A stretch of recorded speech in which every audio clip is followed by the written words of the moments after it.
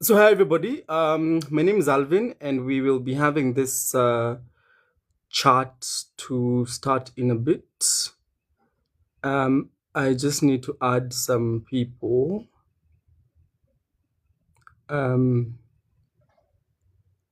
Yeah, I just need to add some people that I need to add.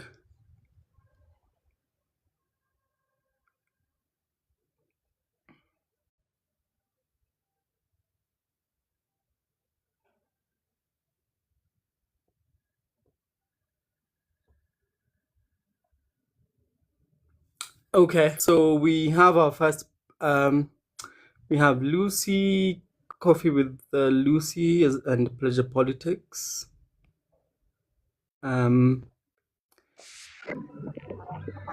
Don't worry, it's not just Oh, you.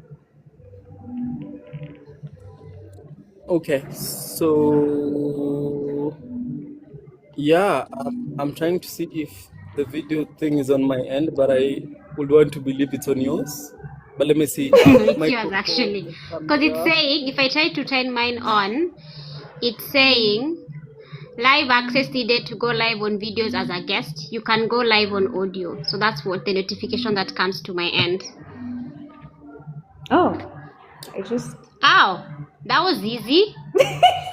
I saw it as an option from my end actually, but for your Pleasure I, Politics account, there's no part for me to put. Like the icon is dead. Let me take a picture for me to explain it. 'Cause, you have to like do it on your end, like I can't like Justin. press it. How?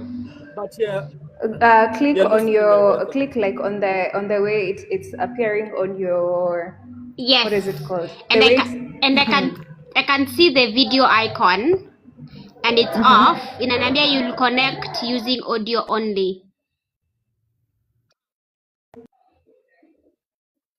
Yeah.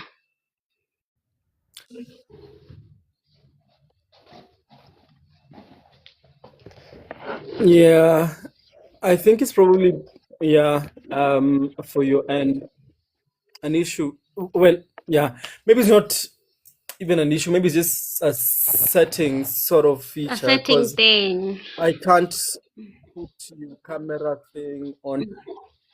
Oh, Oh live wait, settings. can't turn on the camera because Pleasure Politics Mm-hmm. doesn't have access to join with video. That's what it says. Can't turn on the camera because Pleasure Politics doesn't have the access to join with video. So I think it probably must be like on your end. now I You have think understood what's what? going on. I will explain later.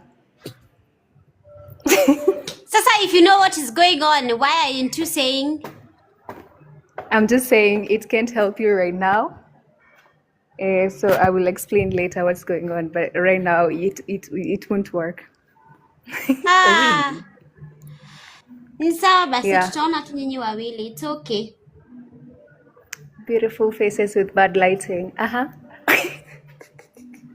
Bad lighting tena imetoka wapi? Yangu. We can see you very well. If that was a way of you confirming if we can see you, we can see you. Don't worry. Thank you. Anyway, The so movement which is happening. It's okay.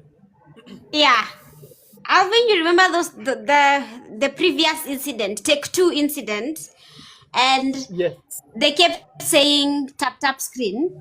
So the essence of tap tap screen for the millennial is in this call.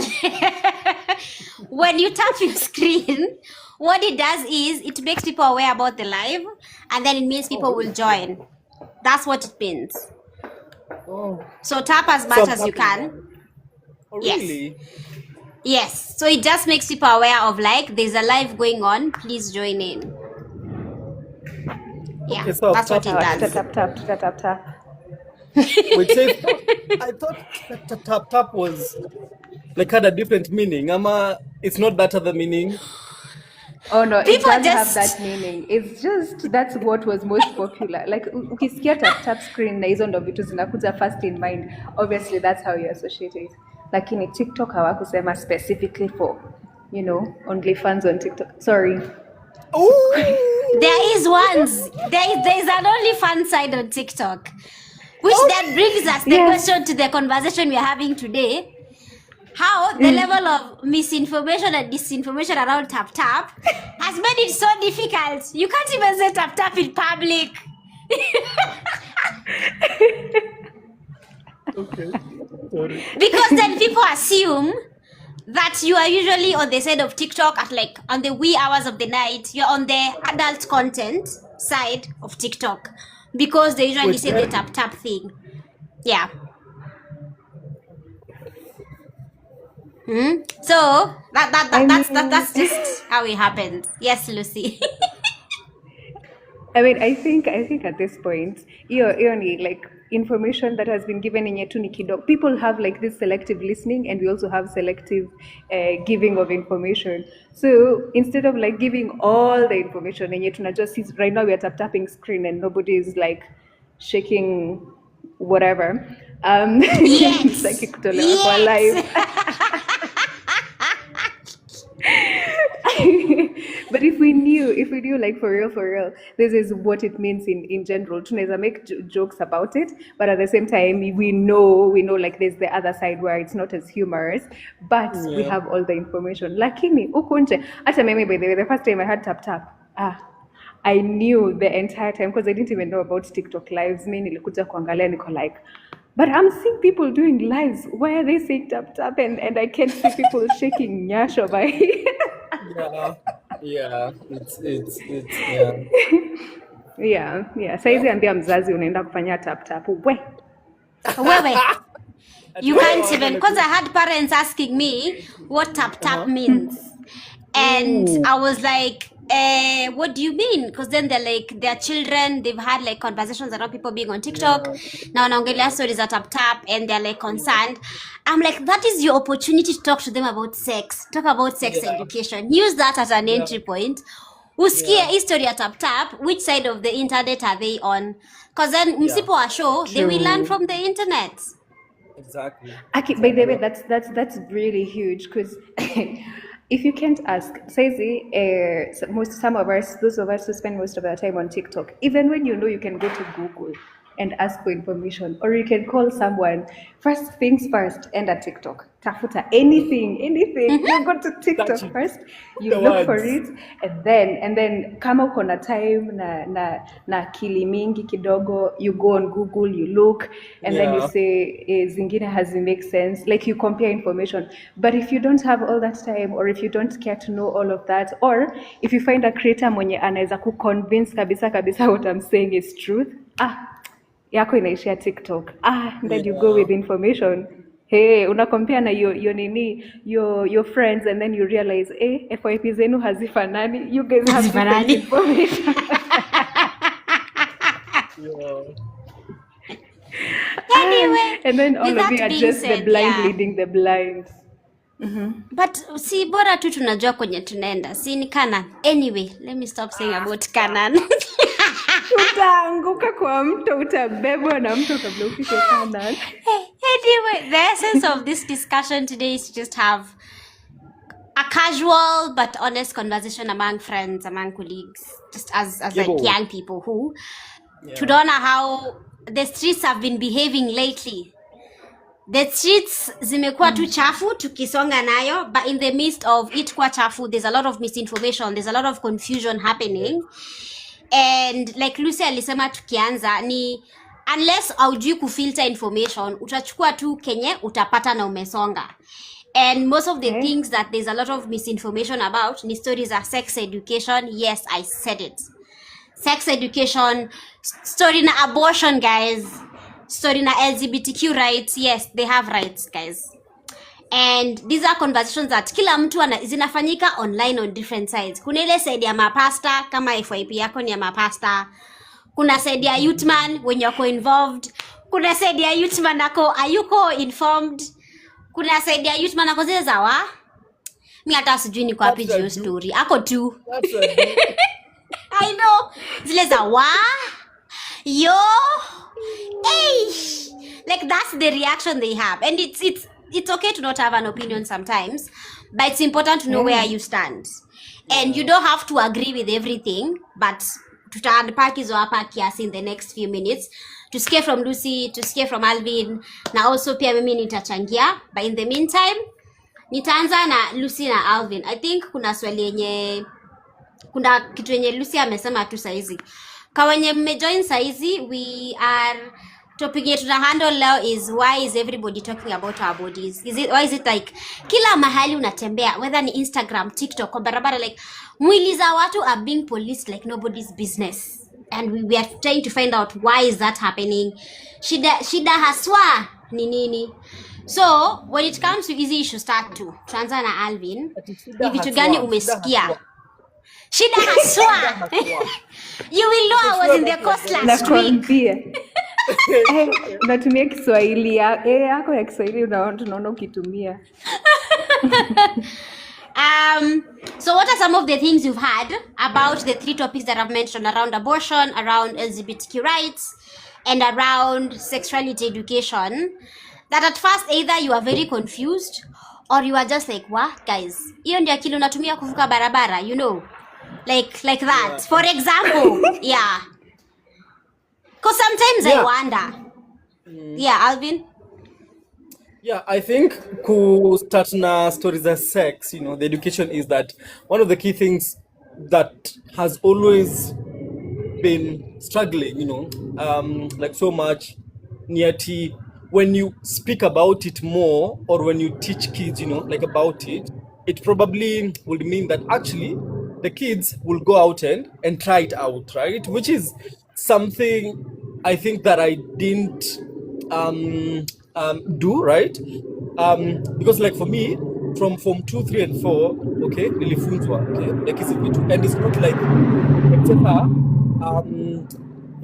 nilienda sasa nikajambia, okay, sasa sahi najua hii na hii na hii, okay, so now it's just to go and try and say, you know, yeah, like how to do it and such kind of things, which speaks to how, unfortunately, the abstinence, you know, form of masomo of, you know, oh, usifanye, you know, usifanye, oh, hii ni mbaya, oh, you know, nini, like it's also not very good, right? Because you are not being within a state that you're real and true to a child, that, oh, by the way, ni hii, and ukifanya, this is what, you know, will happen, right? And such kind of thing. So I think on stories of sex, I feel like that has been one of the key things which I will lose here every single day. Yeah. Yeah, and I think I was in a meeting somewhere and we were having a debate about this, and one of the arguments was about abstinence, because then we were doing sex education versus abstinence programs. And one of the people wenye walikuwa kwa side ya abstinence wakasema ati abstinence does not change behavior. Abstinence, like information does not change behavior. So Lucy, what are your thoughts on that? Nyinyi wenye mna insist that CSE is nice, but then they have results that shows information does not equal to behavior change. Let me begin by saying this. First of all, information ndo ina determiningi. Nikipata information, at least nitajua decision yenye nita make. Well, yeah. I believe the first point of changing behavior ni information. Acha niwape example. Mimi nilikuwa pastor wa Giannique on Beyonce's internet. For learning purposes. Let me anika myself. For learning purposes. Mchukue for learning purposes. Take it for whatever you want to take it, by the way, I don't care. But anyway, that was my preaching, because that's what I had been taught. Lakini hakuna mtu alikuwa amekaa nikalisha chini akaniambia anything else apart from ni Mungu alisema or whatever, the politics tunaoziangwa. Nobody ever told me the real story.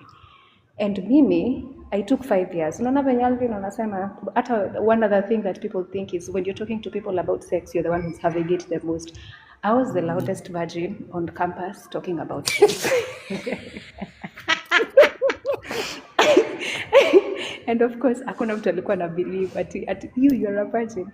But what I wanted to do is, before I make decision whether or not I want to continue in my journey of abstinence, let me get information. Na mimi nikipata information na mdomo yangu naenda kuambia watu wengine. So we'd sit and talk and then I'd get more information, I'd get more questions, I'd get weird answers. Ninarudi tena, I go search again. Over and over and over and over again for years. For years. Ndo maana ninasema behavior change like or even like decisions that you make, you have start with information. Because ningeenda tu, I just get into the sex world without any information. And I saw my people do that. Mimi niliona watu wangu wakifanya hivyo and the results were not good. So mimi when I wanted to get into the world of beautiful sex, I went and looked for information. Alafu kitu ingine naonanga ni tunadanganya watu kunje. Mimi niliulizanga, I asked, I am one of those weird kids. So I at some point I asked my mom, and like watu tulikuwa na wao, like older people, older women, nani aliwafunza nyinyi? Because you think no, if you're taught ati tukifunzwa we will start misbehaving, but nobody taught you. You just discovered. You discovered what it is in this world out there, and you started doing it, and then now we are here.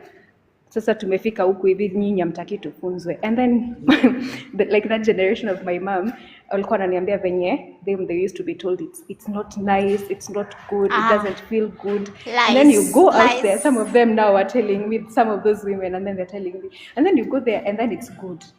Na wewe ni mtoto, utabelieve kitu kingine yenye mamako alikwambia ama babako alikwambia? Hauwezi hata No. hivyo ndivyo unapata mimba, hauwezi amini because you're like, you lied to me in the first place when you told me it's not sweet. Hakuna kitu kingine How am I supposed to trust you? And I think to add on what Lucy na Alvin wanasema is most of the time people think tukiongelea stories za sex education, kuna mzazi alisema tunafunza watoto wao style deadly, that we are actually teaching children how to have sex. Can you imagine? Who has the time, the energy to take children? Hatujui ni nini. Wengine hata hatuja explore hizo styles zote mnatuambia you. tunafunzana. How? We are not in a Yeah. guys. Thank you. There has to be that distinction. We are not saying we are teaching your children about the different sex styles. We are just telling them, like Alvin alisema, if you have sex, these are the consequences. And these are the options that you have. Amua tu mwenyewe, but let people decide from a form of akona information. Yakiamua kwenda raw, anajua makosa ilifanyika, I had raw sex, but I know niko na option ya PrEP, niko na option ya PEP, post exposure prophylaxis, how do I not get pregnant. Akona hizo options za kujiprotect. That is all we are saying. Yeah. Speaking of sex, one of the byproducts of sex, of course other than pleasure, which I love, is Amen. cocofelons, for lack of a better word, is children, right? So then, which then brings the elephant in the room of, what is it that you've had that sometimes confuses you about abortion and about LGBTQ rights, that you'd want people to know, to be like, guys, hii ni uongo, tuachane na hizi, tusonge kama tumesonga, it's 2026. We should not be thinking the way we are thinking. One of the key thing, and this is not good for me to say it because I feel like it reminds people of it, is mtoto anakuja na sahani yake, is a very dangerous statement to keep on promoting and propagating, around. Okay, because if you think about it realistically, is that your statement, mtoto anakuja na sahani yake, of course is drawn from where? Religion. Okay, drawn from religion for you to see that, the child is a blessing and the child will come, with their own plate, with their own food, with their own money. But let me tell you, hii economy ya sahi, for you to even go and give birth to that kid, you literally need to pay.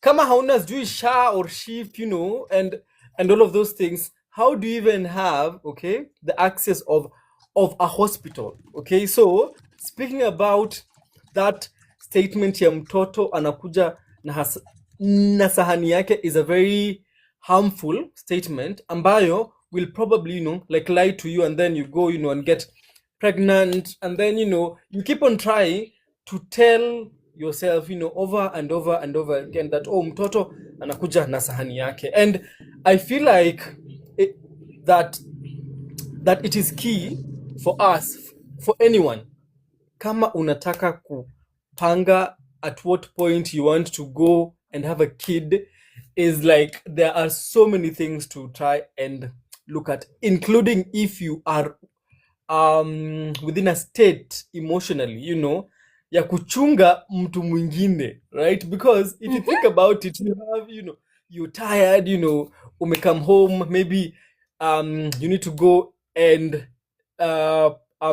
probably you make food and all of those things, and then there's another someone smaller who's just there, they can't do Nah. nothing, they can't do nothing. So like your statement to me has been one of the key ones. Yeah. Okay. Thank you, Alvin. I think logically, this is Josephine's point of view, right? Yeah. For the people that like to arguing with the Bible around, the Lord said, we fill the earth. There's a reason why you as human beings, we have senses. You can reason, you can reason, you can analyze situations. We've taken you to school, like tumefanya hizo vitu zote. There's a reason why the Lord our God gave you free will. Kuna sababu, because the Lord trusts that in your thinking capacity. Why are you wasting the free will and deciding to have 10 plus children? No offense to anybody that has 10 plus children. When deep down you cannot take care of these children. I think from Josephine's perspective, my unpopular opinion is when it comes to having children, let us work with quality over quantity. But over to you, Lucy. Okay, hey, you have brought my Christian self back to life. Let me ask a question. When God said, Hello. when God said, go forth and fill the earth, kulikuwa na watu wawili kwa hii dunia. Watu wawili.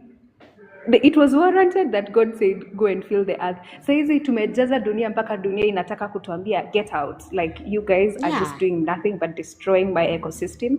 Get out of my face. Tushajaza dunia. Imetosha.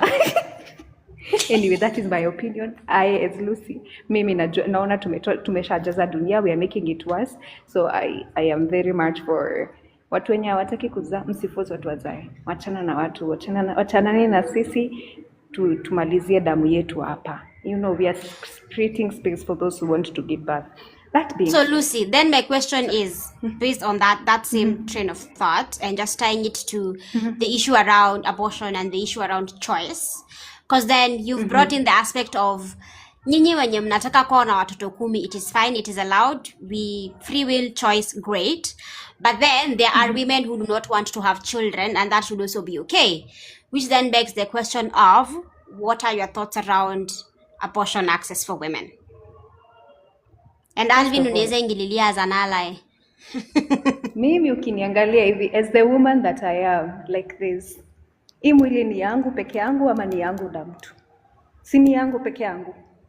Na hiyo mwili yako Josephine, si ni yako peke yako. Yako Alvin ni yako peke yako. And everybody who's here, your body is yours. Sasa mimi sioni kwenye, mimi nikisema leo I want to have an abortion because for all the reasons that Alvin has listed, or also just because I don't want to have kids. Me personally, Staki, it's call me selfish and I will accept it. Mimi, I love my children too much to bring them into this world. So if today I by any chance I get pregnant, is it wrong for me to go and get an abortion? It is not. It is my choice. It is my body. Ni yangu. Hakuna mtu mwingine mwenye atabeba hiyo mimba. Hakuna mtu mwingine atakosa usingizi. Hakuna mtu mwingine daktari ataambia, you have to be on bed rest until the day you give birth.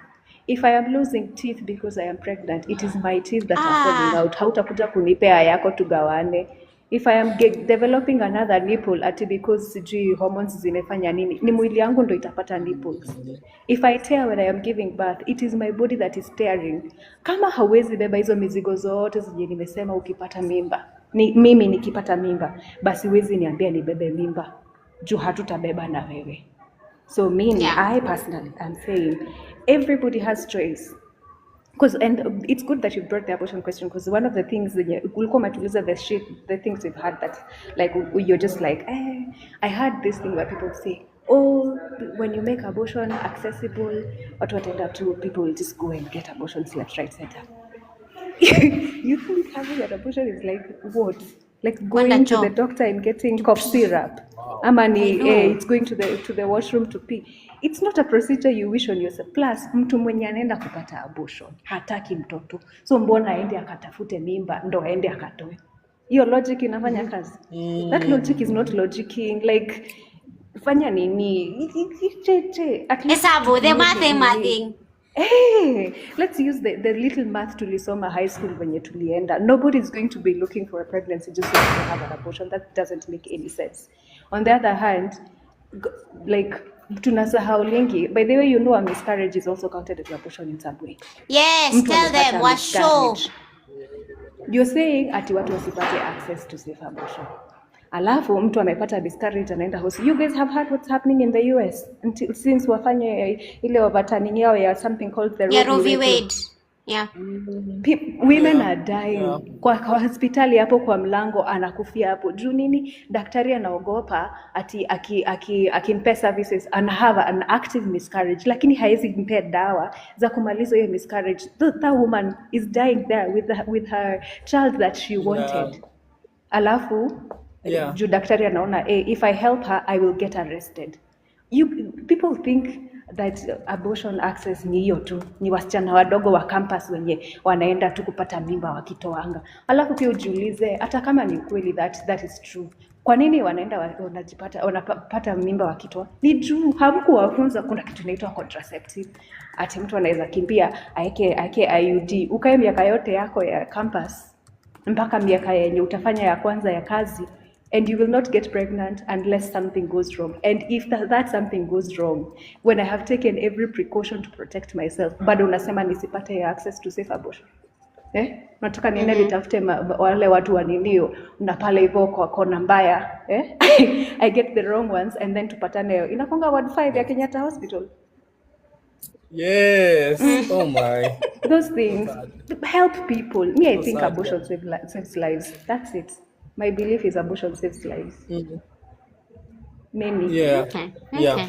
Alvin, cha kuongeza? So, yes, maneno mawili ya kuongeza. I think one of the key things that stands out for me from what Lucy has said is hakuna mtu ataenda engage in sexual intercourse unprotected, okay? And there is ejaculation, right? And then probably the possibility of conception, because that person wants to go and terminate that pregnancy, okay? Whether at 1 month or 2 months or 3 months, it is not a realistic thought that I think is in any thinking human being. I feel like a professor now, but yeah. So, and then the other key thing is the fact that we have tried to actually ban it.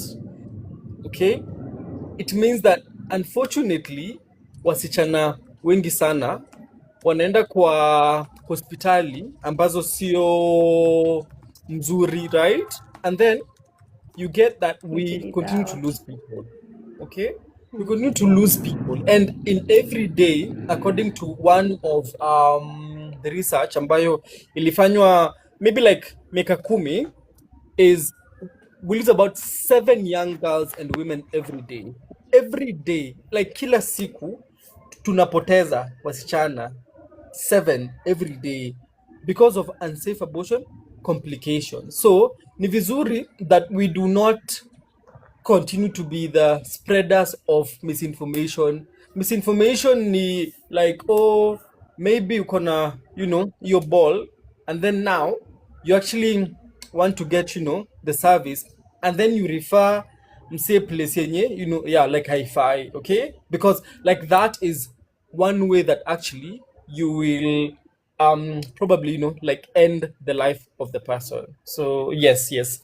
Hayo ni maneno yangu mawili. Yes. Yeah, and I Leo think to add mmeamua on what you're Kiswahili. saying, I know I started it and I'm dying on that hill. But anyway, I think the other thing would be, the other form of misinformation would be, like nimekuja nikakushow I am pregnant but I don't want to have the baby, either because I'm Yeah. having health complications or I don't have the financial emotional capacity to have this child. And then unaniambia wewe usijali, kuna place nakupeleka. Unanipeleka place ati wananifanyia guidance and counseling. Mimi sikukwambia nataka guidance and counseling. You take me to a place that they are offering me guidance and counseling, and the form of guidance and counseling wanapeana, it's very biased. It's biased towards making me feel guilty for the fact that I want an abortion. You start using languages like, we na mama yako angekuwa board saizi ungekuwa wapi? I'm like, dude, Singekuwa I hapa. was hata singekuwa najua, by the way, to be Singejua. honest. Singekuwa hapa. Singejua.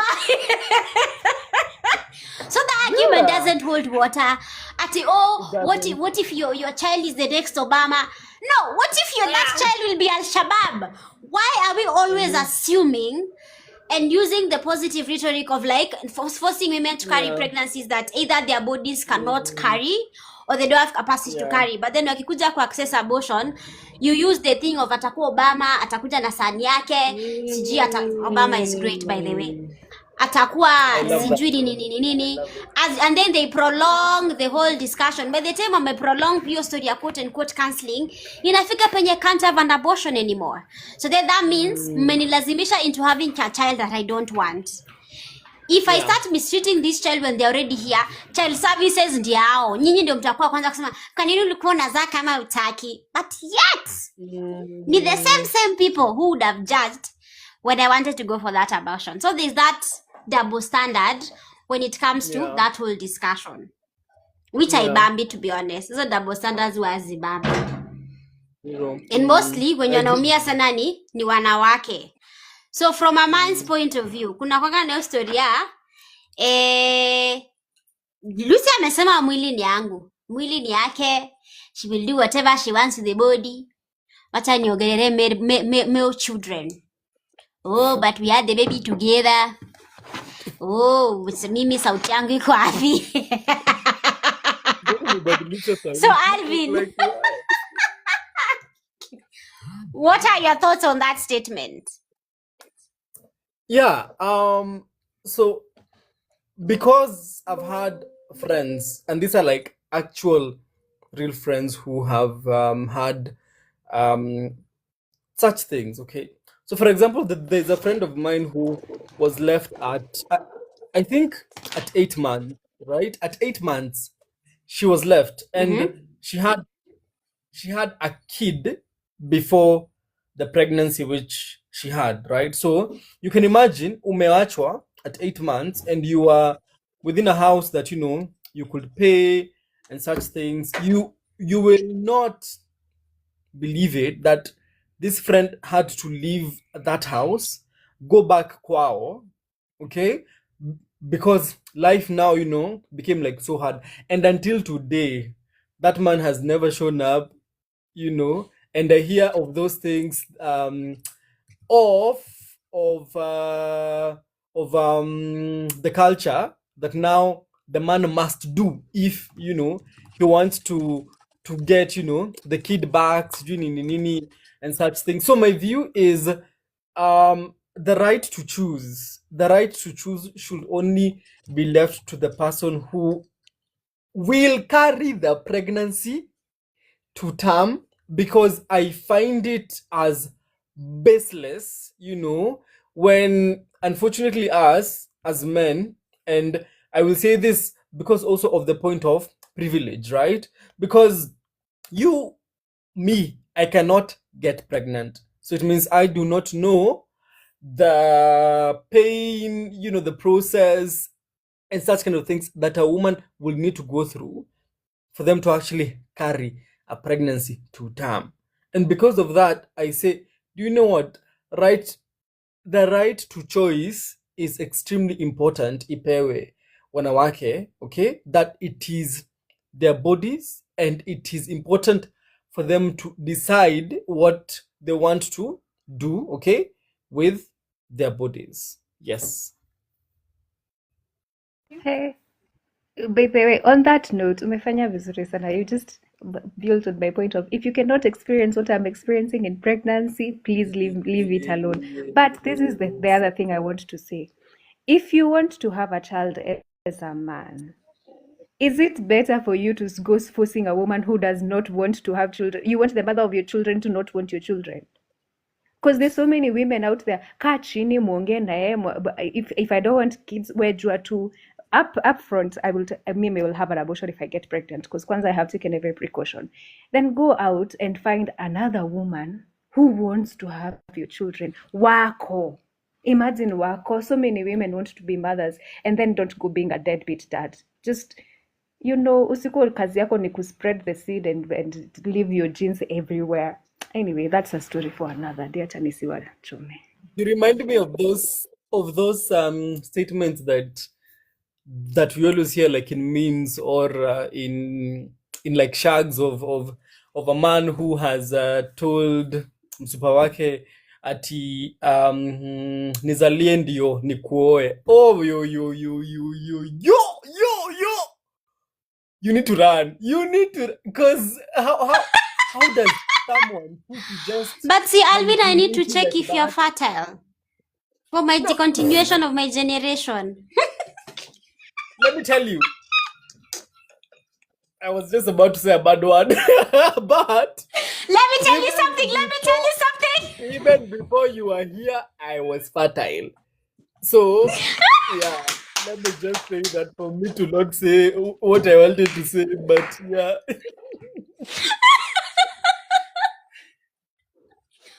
Okay, Hi. but usually that's the narrative. That's the conversation. Like, Yeah.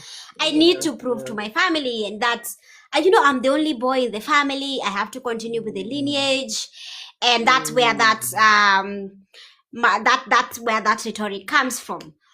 Which Ndo then I uzae feel like basi. we've and Aizi za peke yake si anakuhitaji. It takes two. Alvin, you need to breathe. Come your chest. Come your chest. But then these are the conversation. This is the thinking. These are the narratives Yeah. that Yeah. people are listening to out here, and it's just propagating a lot of bad things, for lack of a better word. And sometimes I feel like for those of us who are Christian, I think sometimes, as one of the popular content creators says, Doreen says something around, sometimes I think our Lord looks at us and is like, hawa ni wanani by the way, jua hawa si wangu. These are not my people. Because why are you not Not part of using this your process. brain? I Yes. was like, no, I Exactly. did not create these words. You see wangu. Yeah.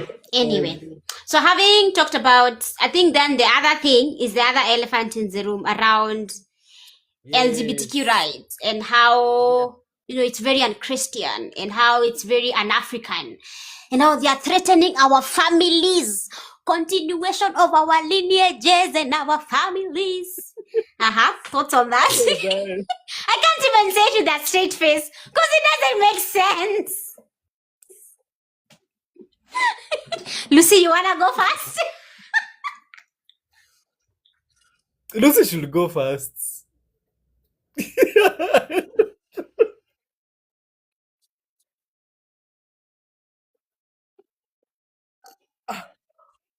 Where? Colonialism. Walikuwa hapa. They were existing. And look closely into your cultures. Si zenye mmewhitewashiwa na wazungu hapa juu tunaambianga, oh, you weren't even recording your mtasoma wapi? Tafuta vizuri. Tafuta na usiende kuangalia ule grandmother na grandfathers wenye waliwhitewashiwa na wazungu wakabebewa akili to the point where they believe that nini heritage yao ni unchristian or uncivilized or whatever. Tafuta vizuri. You will find those. Obviously wazungu walikuja waka decide hizi vitu zenye zinakipa mnapendana nyinyi, for real mnapendana, acha niwaonyesha njia ingine, mwacheni kupendana. The only way ninaweza kuja niwauzie upendo yangu ya huko nje ni kuambia upendo yenu ni mbaya. So if you guys love each Mm, other as a community, let me take away yeah. that love, and then that way I can sell you my version of love and tell you it's unconditional. Lakini kuongea ukweli, look at all of that. Look at how colonialism will introduce religion. There was nothing good about it. Hmm? Let me say my favorite thing about colonialism. They came with their Bibles. We had our land. When we closed our eyes to pray, when we opened our eyes, we had their Bibles. They had our land. Huyo ni mtu alikuwa anakutakia mazuri. That is one thing. Second of all, you've asked a question of ati they are affecting our families. They are affecting. Umejua ni watu wangapi wako Africa? Umeona tuko na population ya watu wangapi?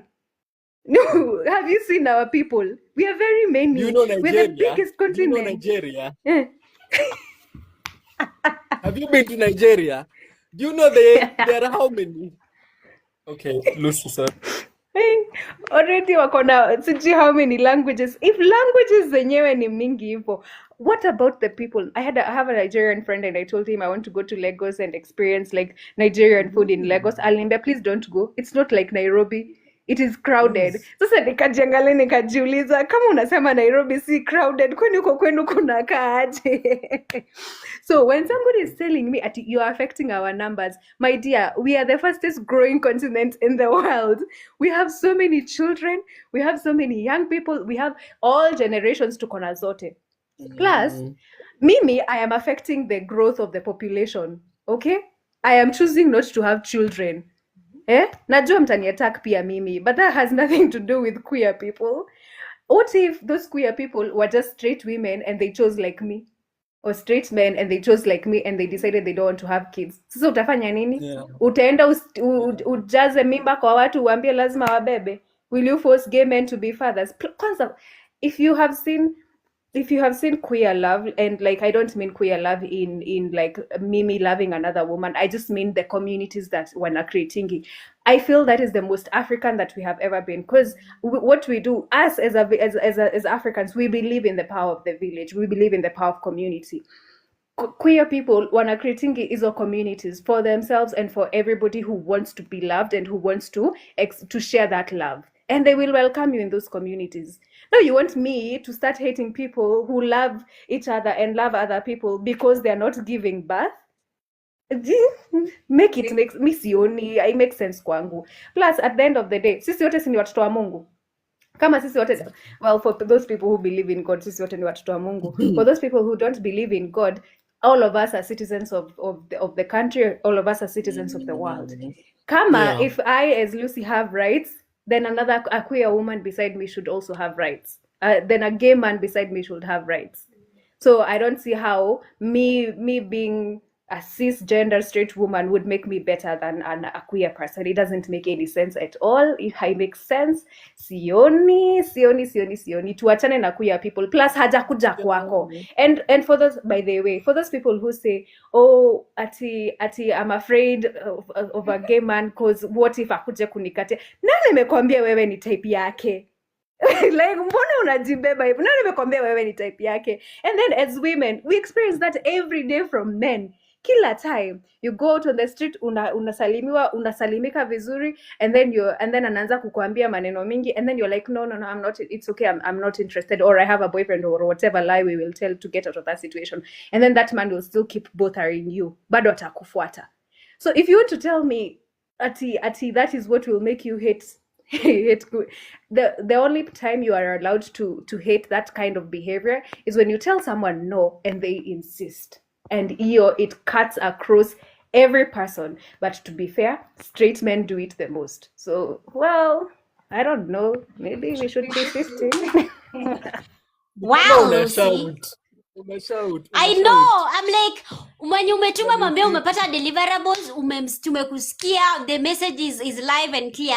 But there's something Lucy amesema that I love. If you look at the queer communities, I think that they both practice Ubuntu because of the togetherness. They practice Ubuntu so well, and there's a lot that we can actually learn from them because they just be minding their business. They just want the government to not criminalize them. They just be living their lives, you know. But then there are people out here saying, oh, it is an African, oh, they are treating our African values. alafu mwenye anasema they are threatening our African values hata hajawaishi Afrika. But anyway, Alvin, what are your thoughts on that issue? Ama wewe ni wa kusecond Lucy? I think the same two things. So one, how people say that it is an African and it is something from the West. Okay, by the West here, they mean from the US as well as from Europe. I think because we've not really been good in trying to document things like this, especially in our continent, in Africa, I will be pretty sure, like 100% sure, that there have been relations from as back as you would think. Okay. Number two, the other key thing when they say that it is not Christian, and I have a weird thought that Sodom and Gomorrah were actually in the Bible, right? So it means that it was, probably still within the times of Christianity, right? And then we hear that unfortunately then God sent fire, blah blah blah, and such things. But if you think about it, is that religion in itself has continued to push for for love and care and support of everyone, right? Religion, to those who believe, it says that we are made out of the image of God, right? And you should not choose to now judge your neighbor, and such kind of things. Okay, so it's important that we continue to just spread love, support, and care to everyone. There's this famous key thing which I saw and has been shared, is that when you're probably in town and you see someone who chooses to speak to themselves, and maybe where kwako, you're like, what's wrong with whom say, but you may not know how bad of a day probably that person has had, right? Or probably how the person has lost like someone, right? Okay, in anything, okay, in a pregnancy, within a fire and such things. So I just hope that we continue to just spread love, support, and care to everyone, and we try as much as we can, especially here in Kenya, whereby we have had specific groups of people who are saying, oh, nini, this is bad,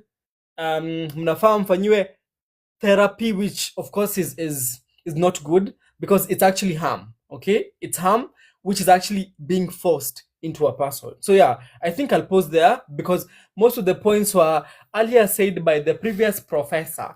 So mine is just to echo what the teacher has said. Teacher's pets. It's giving teacher's I pets. would never say that. But yeah, I think it's as a country we need to move with love and show love. And if we are going to use the religion religion should not be used as a tool for oppression. It should be used as a tool for empowerment. It should be used as a tool to bring people together, to commune together, for us to, like the same Bible says, come we reason with one another. How are you supposed to reason if you don't like me, if you can't even stand me, and yet I'm also made in the image and likeness of the God, or then all of a sudden, because I'm living life differently from the way you want, and you're upset because I get to choose something that you like, I get to live my life the way I want, wewe uliamua to conform to what the society wants, all of a sudden you're upset, and ubamwa in your head, I do not fit the image and likeness of God in your books. So I think we need to stop that rhetoric completely.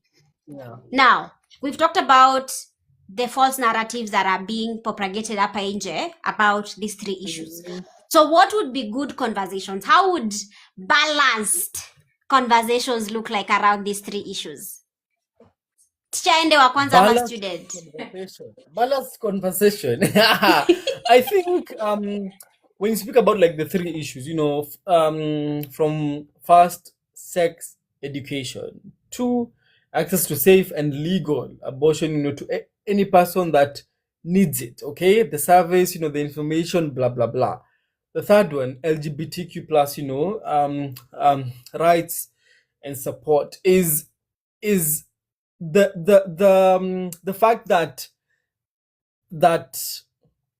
it's key for you to treat another human being how you want to be treated has always been a very strong value for me. Because speaking about any of those three key issues, okay, if you need help and support in any, just treat them how you would want to, to actually be treated. Because then, if you think about it, we won't actually see, stigma, and discrimination, and probably also the violence which actually has been there, right? Because speaking about sex, um, which is just information about so many things, okay, about friendships, relationships, and all of these key things, they help a person to see how to make the right decision at present, and also like in the future, because it means the information which you get utaendelea kuitumia until probably the day you will leave this earth, right?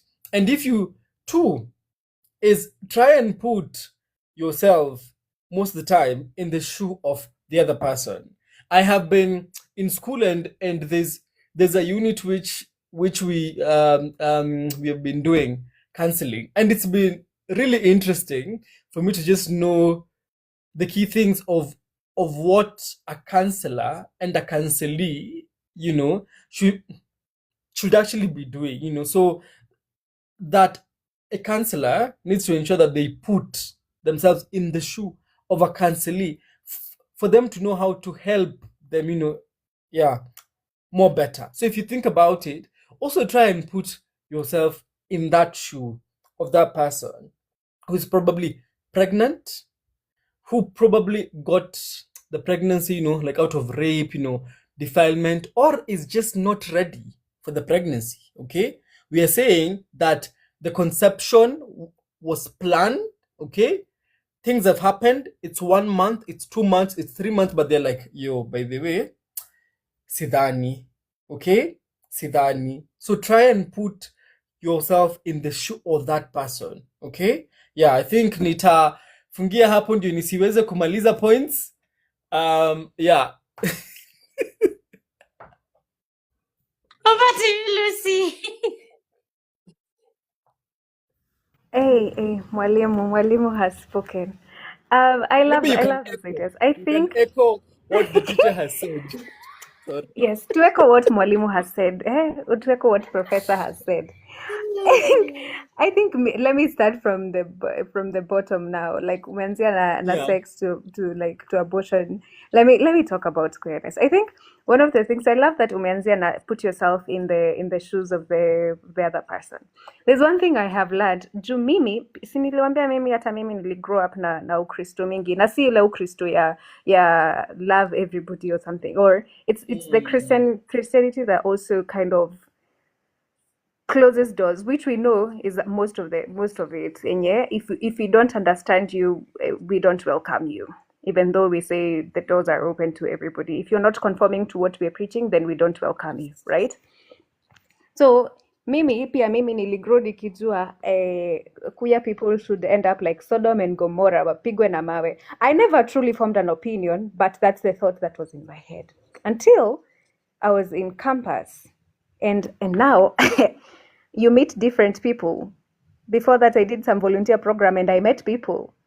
Sasa nikakuja, now you need to form an opinion because now you're no longer a child. Hawezi kuwa unaambiwa kila kitu na mzazi wako unasema amen. Na kama sikukuwa mtoto kama huyo in an amen. Sasa now I have to find an opinion. And then you start knowing people. Because we put queer people in a box where we're also having sex. But we put queer people in a box where the only version of them we see is who are you having sex with, as if watu wengine they're not people beyond who they're having sex with, and that's I think is very shallow and it can be very stupid. But let me just use the word shallow, okay? So that being said, one thing I learned from trying to understand queerness is that I don't have to understand it.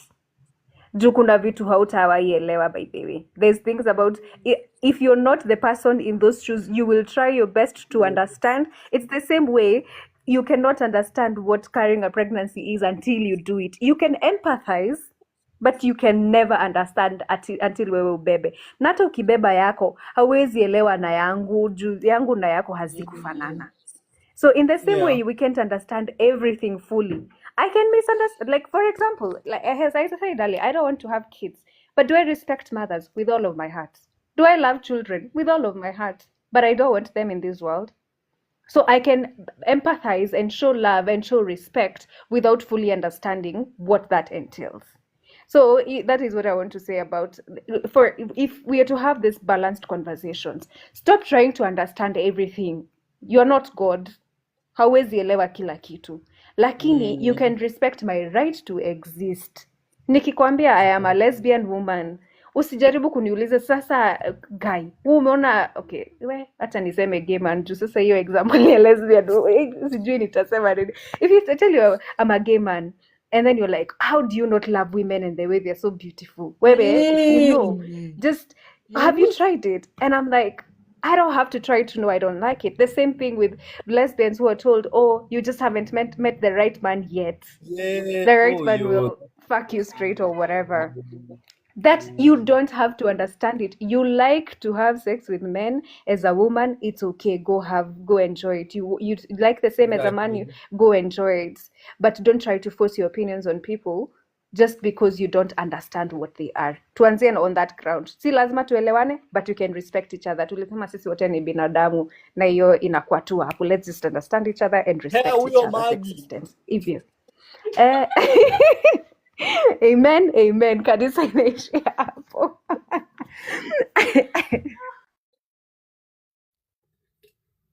Thank you, Lucy, for that. You don't have to understand everything. You're not God.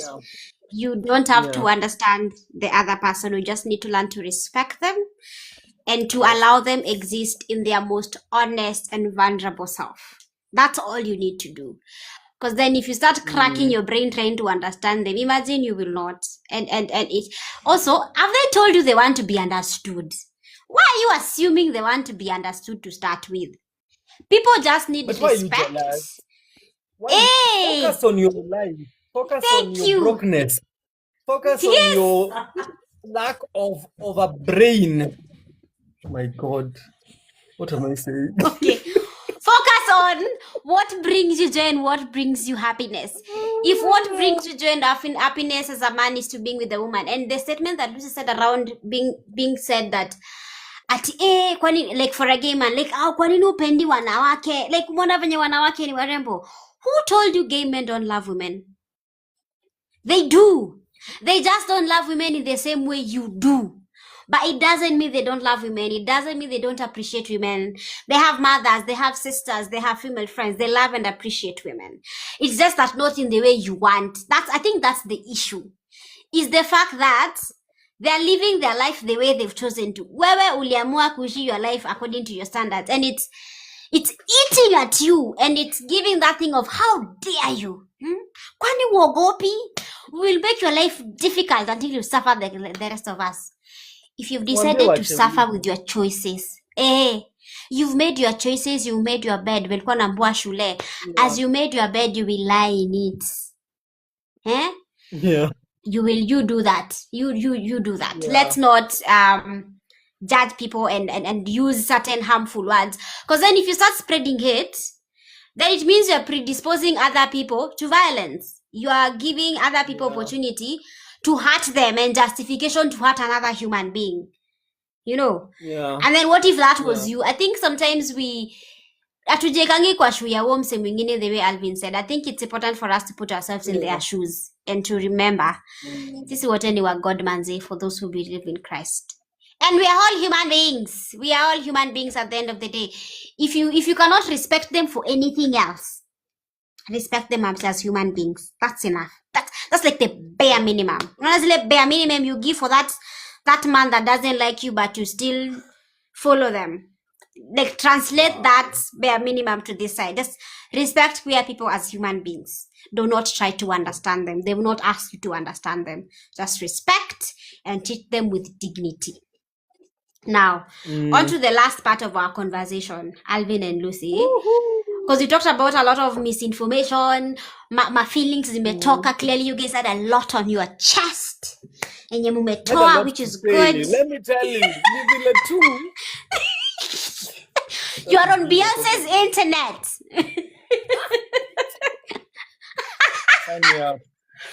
So the question is, where can young people go? Or where can, not even young people, everybody within the Yeah. society? Because then the assumption is these rhetorics are coming from young people, they're coming from the older generation as Yeah. well.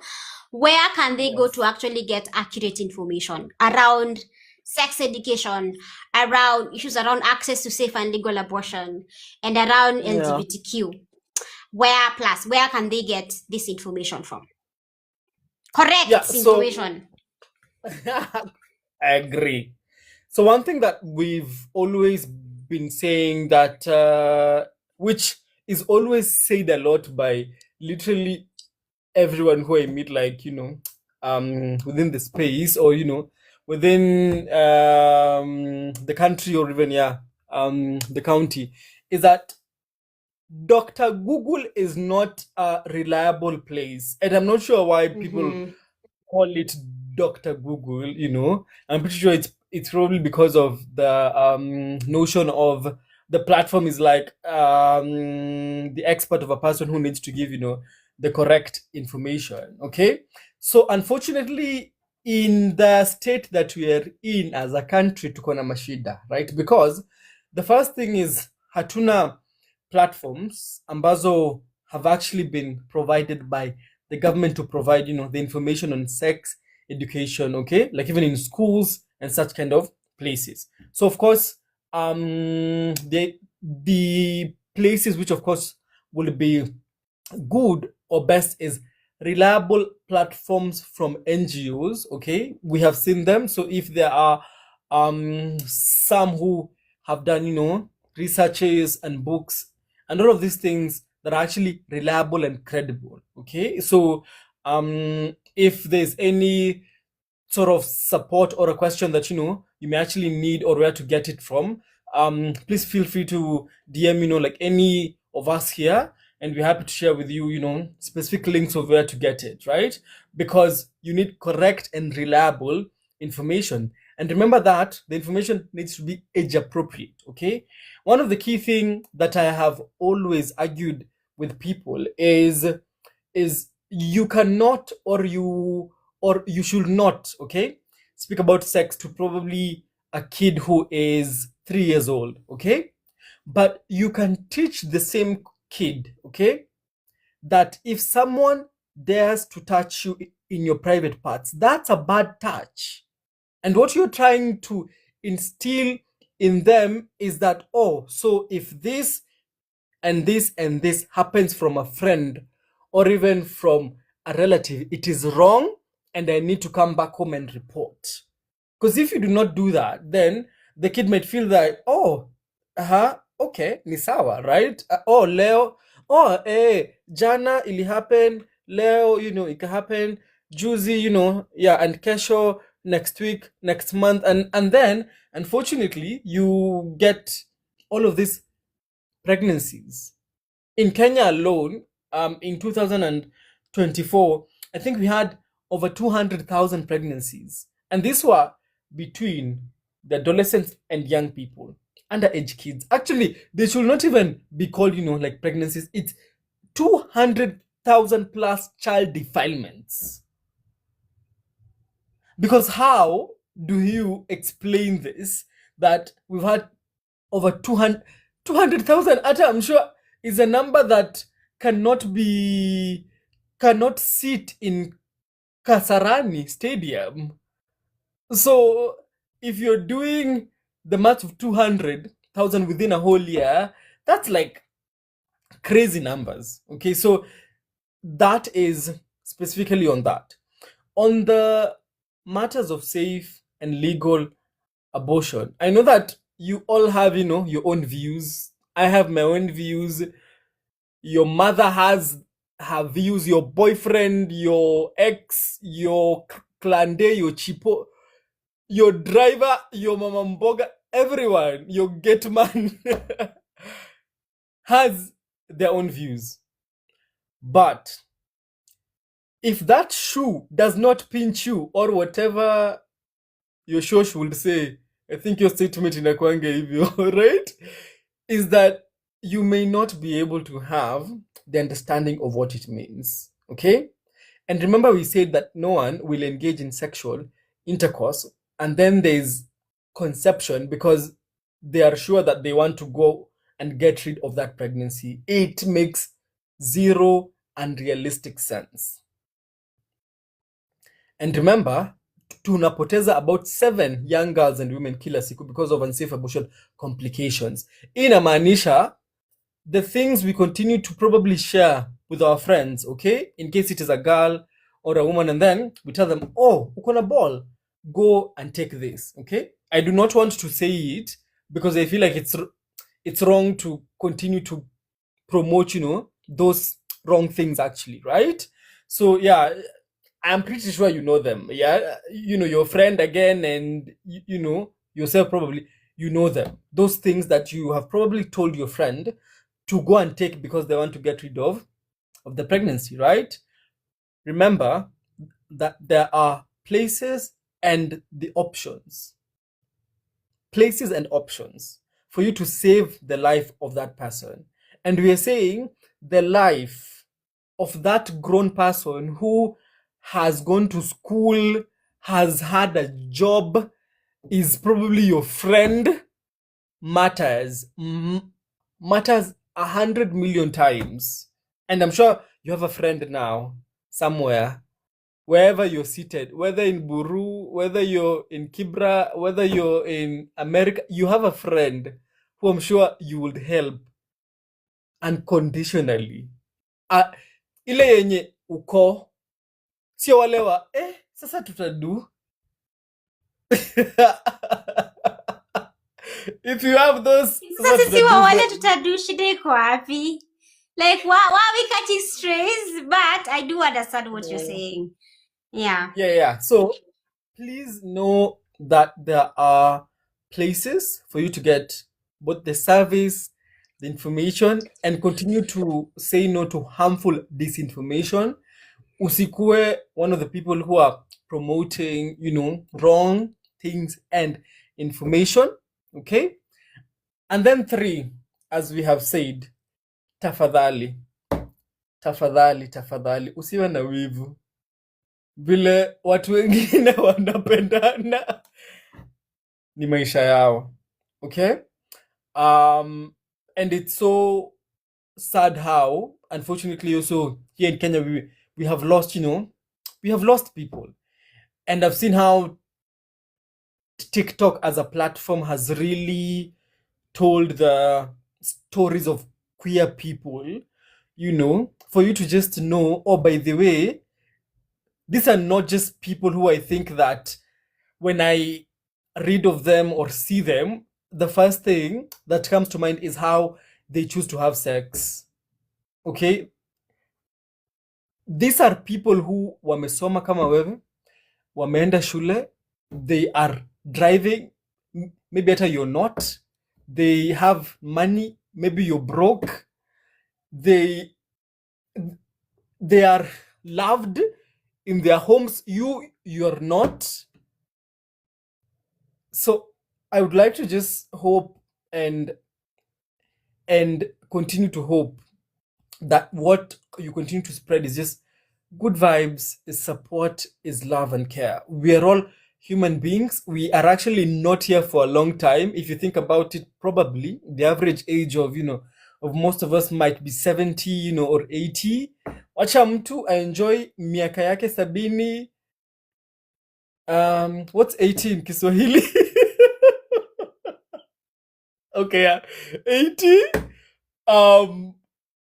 Okay, yeah. Hata bado haijalod, but yeah. Thank you. Themanini, Alvin. Themanini is 80. Let people just, show love, support, and care. I'll Mhm. pause it at that because Thank you, hata yeah, Alvin.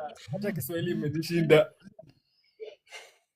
Okay, so then, yeah, hata mimi akili yangu imeenda kidogo. So I think what I'm getting from what Alvin is saying, and also just to share my thoughts in it, is like, unaona hizo vitu zote unafikirianga, it's not everything you think you should say.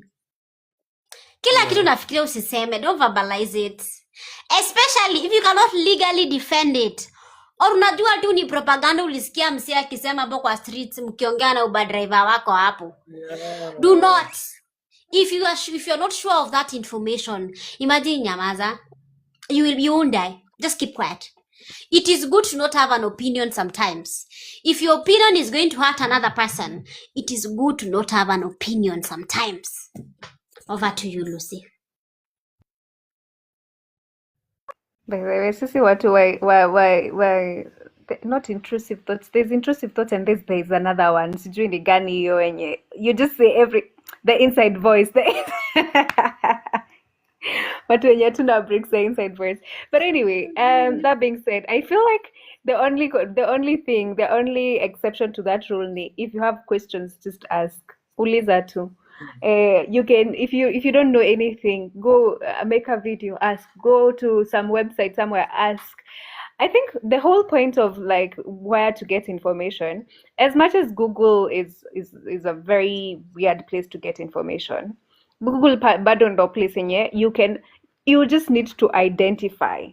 So mimi, because I didn't grow up with sex education, I didn't grow up with menstrual health education, I didn't grow up with all of those things, mimi nilienda kwa Dr. Google. However, I used to do like a lot of academic writing. So nilikuwa nimelearn what research looks like. Yeah. So unaenda unatafuta, usisome website moja and then hata haujui your website ni kuhusu nini, you don't know what they stand for, you don't know the propaganda zenye wanauza huku nje, lakini juu inakaa legit, ninakaa mrembo, you are like, hey, these people must be preaching the gospel. My dear, they're lying. Kwanza watu wenye wanadanganyanga ndo wanajuanga how to do it in the most beautiful way, mpaka wewe mwenyewe unaanza kukua convinced, you're like, haya, by the way, this has to be the truth. Lies. Look for information from different people. Angalia, even if you go to read websites, angalia website uone, yes inakaa vizuri, but like, what more can I learn about it? Ni wapi ninaweza wapata kwingine? What have they been known for? Angalia watu mpaka reviews. Look for what people are saying about it, because as much as I want to tell you to go and look for specific information, like unaweza enda kwa hosi upate information, pia unaweza enda hosi upate daktari huyo siku ameamka na mguu ya kumwambia leo ninaokoa watu, na kuokoa watu kwangu leo inamaanisha hey, you want an abortion, utakufa wewe, utakufa. The whole time they know yeye tu ameamka, amesikia mtoto wake alihave an abortion, ameamua ku revenge on the world, ameamua kila mtu abebe mimba juu wake alitoa. Like, you know, so all I'm saying is have information from different sources. Angalia kwa hii website, walisema niangalia kwa NGOs, acha niangalie hiyo NGO ni kuhusu nini, nisome ni kuhusu nini. The moment you have a small doubt like this, you're like, I don't know, kuna venye I'm not sure about this. Listen to that gut instinct. Go look for another one. Kwa nini usitafute ingine? You can't ever have too much information, because you just use your brain to process all of them and then decide, hey, this makes sense for me, this doesn't make sense.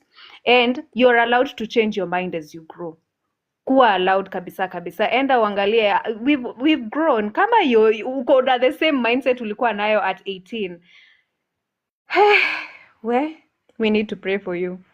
Anyway, so you grow. The mindset that you had, you keep changing. When you get more information, you're like, okay, sawa, this seems to be more aligned, this seems to make more sense. Inakaa kukua ndo iko na more evidence and whatever. Na ninaweza ona hiyo evidence. Tafadhali angalia evidence. Usikuje hapa nikupe sub story hapa alafu nikwambie when this happened to me. Sisemi you invalidate watu na stories zao, but one person's experience haimaanishi it's the truth. Yeah. Haimaanishi that is the gospel truth. I might just be doing it for clout. Me, I just want to come here and give you stories and get followers. And then you come here, you listen to my story and you're like, oh my God, she's preaching the gospel. Even what I am saying right now, go out there, enda uangalie, verify na mtu mwingine, verify na website ingine, verify na .org something somewhere. Yeah, go and check a website that is for like a hospital. That's one of the things, by the way, to check. Angalia, is it, if it's a hospital, for example, me when I was doing research here contraceptives, nilienda nikaangalia healthline.org. Sijui what I'm forgetting the name of the other clinic.org. I checked all of those na nikaangalia kama kuna zenye ni dummy accounts. You get, and then you get information. And if you're not sure, keep reading, keep searching, keep looking for information. That's just it. Just keep looking for information until you're satisfied. Na kama hauna, if you haven't gotten to the point of making a decision, if it's a decision that you need to make quickly, get all that information as quick as possible. If it's a decision that can take time, for example, you're deciding, should I start having sex? I am not sure about it. Stay. Car. You don't have to rush. You have the rest of your life. Mpaka 70, 80, to get to have sex. Chill. Calm down. It's okay. It's okay. Yeah. Thank you, Lucy, for reminding us that sex can be endi mahali, by the way. It's there, it always be there. And even for those who are already married, because they don't have sex daily. So I like, you're not missing out on anything major. You'll be like, oh my god, I'm gonna die. No, you won't die. Of course, you're missing out on pleasure, but you need to have the capacity to understand the responsibility that comes with actually having sex. Yeah. Can you deal with the consequences of sex? That means, are you in the capacity to carry a pregnancy, have the baby, have the capacity for that baby, especially if you're having unprotected sex. So there's a lot of things to think through. So if you've not started having sex, there's nothing wrong with you. You're very normal. Uko sawa. The more you delay it, the better for you. Because it's like they said, I think when you talk about sex education, people assume we don't talk about abstinence. We do talk about abstinence. Abstinence is part of sex education. We just don't focus on one thing. We just give the young people all of the information and allow them to decide on their own. I think Alvin and Lucy mentioned about something about being teachable. Be open to learning. Be curious. Be open to challenging the ideas that you have. That's the only way you will learn and evolve and grow as a human being. You cannot be thinking like tofauti yako na guka yako wa 1960 na wewe akiamshwa today. There won't be a difference. They will be ashamed of you if you're thinking the same way they do. What? So point is, be teachable, be curious, but in that curiosity, I want you to always have empathy and love. Yeah.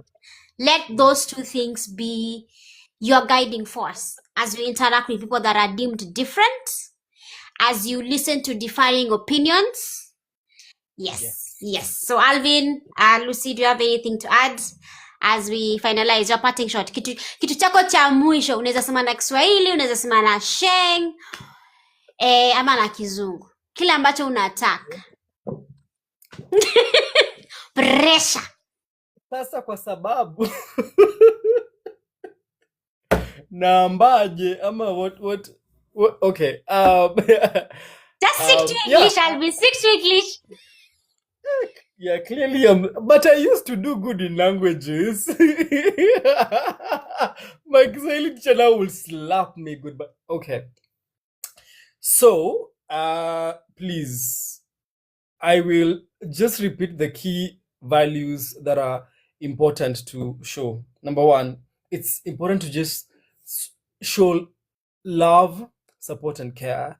You may not need to get the understanding of what someone is going through, but being there for them and such kind of thing, I think helps, because sometimes it's actually even more harder for you to try and get what is happening and such kind of things. Okay, and your manner, even like sometimes there are people who struggle to speak with people who have lost people, right? Because they do not even know like what to say.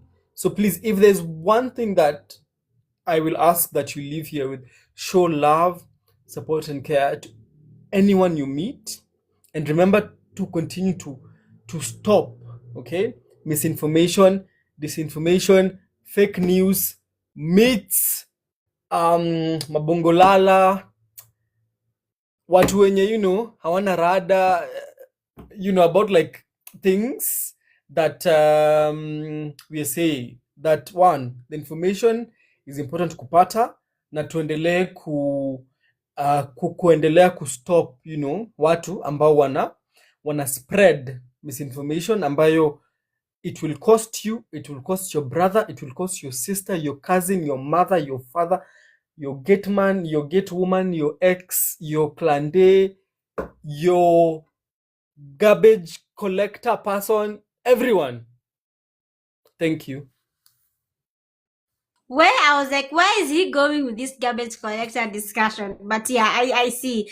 So with everybody you meet, make sure you show up with a lot of love and a lot of care and a lot of support always. Thank you, Alvin. Lucy? In the spirit of misinformation and disinformation and all what have you, I think my biggest thing would be those people, we can't stop all of them, but it is our duty to ask ourselves, what am I consuming? So kuna vitu kadhaa za kuangalia. First of all, what is this information that I am being given? Ama nini na consume? If I am watching a video, for example, huyu mtu anasema nini exactly? That is number one. Number two, evidence ya vitu zenye anasema iko wapi? Juu kama it's just appealing to my emotion and I feel pity or I feel bad or I feel angry or whatever, but there's no evidence, or hiyo evidence yenye ananipea inakaa tu where hata AI ingefanya better, run away. That's number two. Number three, huyu mtu mwenye ananipea hii information, whether it's a person, whether it's some AI generated video, whether it's a website that I have figured out, whether all of these things, what stand for what? If I don't know what you stand for, and I come here and you're telling me all of these nice sounding lies, and I will believe them because honestly, you sound like you are a prophet sent from God. You sound like you're speaking directly the word translated from God. What just happened here? Anyway, something. If that's what it sounds like, then it's my duty to ask myself, mbona nina believe huyu mtu? Sijapata evidence, sijui ni nini ananiambia huku, sijui hata like anasema nini in the first place, sielewi hata message yake, but I am believing it. Question it. Question everything. Kuwa na paranoia. Question everything. Usiamini tu just because somebody said. Hata mimi chenye ninakwambia hivi saizi. Question me. Question everything. That is what I will say. And finally, the Bible says, and I am just so happy the way I'm quoting the Bible today, and I don't even know the last time I was in church. But anyway, it's the same Bible that people use for hate. I will use it for love, because the Bible says love is the greatest commandment. What you are doing to people, when you're gossiping about people, when you're telling people, oh, you just haven't found the right man to get you back on the right track, what you're telling them is to get raped so they can get on the right track. That's what you're saying, corrective rape. Yeah? That's the therapy you're saying. When you're telling people all of these things, when you're shaming somebody because they went and had an abortion for whatever reason, I don't care what their reason is, by the way, for whatever reason, when you're shaming people, all these things you're doing, is this love? Indo love enye Jesus alifunza watu. If you say yes, if that is the love, keep doing it. If you're having doubts, and I will tell you, love does not equal hurting people. Love does not equal abusing people. So if your love is equal to that, end up review what your love is. Show love, be love, have love, experience love, all of those things, love, and then you will be happy and you won't have time to focus on people's lives. Anyway, that's it from me today. Munifolo. Munifolo, bye. Wow. Tap. Thank you, Lucy, so much for your thoughts on the same. There's something you've said that really caught my attention in regards to this discussion that we're having is people have found a way of packaging nice sounding lies. So, as you're listening to this live or whatever it is, where the video will find you, please remember to interrogate the nice sounding lies. Hata unaambiwanga na mzazi, if it is too good to be true, question it. Question it. Jisome. There's a lot of materials that you can read to find out. You can ask questions. My platform is open. Pleasure Politics is open. Come in the DMs. DM is also open. Come in the DMs. Lucy's Coffee with Lucy is also open. Come in the DMs and ask questions. Would be open to respond to your question, so that at least all of us, so it's equal, like Josephine, Alvin, and Lucy are the only ones fighting misinformation and disinformation. We have other people, so that when somebody is saying something that you know is a lie concerning sex education, LGBTQ rights, or access to safe and legal abortion, you're able to say, "Ay, apana, that is wrong," and you stand firm in it. Because you might need that LGBTQ person you're saying, it's against our culture. Ndiye anaweza kuwa na kusave kinyongwa na mwizi hapa nje. Pia yake abako like, hata mimi sitakusaidia by the way because it's none of my business. You know, like wacha tu wamalizane kivyao. You know. So, like Calvin said, lead with love, care and support. And Lucy said, interrogate the nice sounding lies always. I think that is all the time we had for today. This has been fun. It's been great. We've learned from each other. We've laughed, thrown jabs. Kuna watu wameshika strays, but it's all part of the learning process as we go. So please follow Yem for if you want any accurate information around issues of sexual reproductive health and rights. Follow Yem on TikTok, Yem Kenya. On Instagram, they're also there. Follow Lucy as well on TikTok. And of course, follow Pleasure Politics. I talk about issues around pleasure for women specifically because I am a woman and I can only speak regarding the anatomy that I understand. So if you have any pleasure-related question, my DM is open. So with that being said, thank you, Alvin. Thank you, Lucy. It's been great. Until the next one. And thank you to everybody who've been able to join. Thank you so much. Bye. What do people say? Toodles.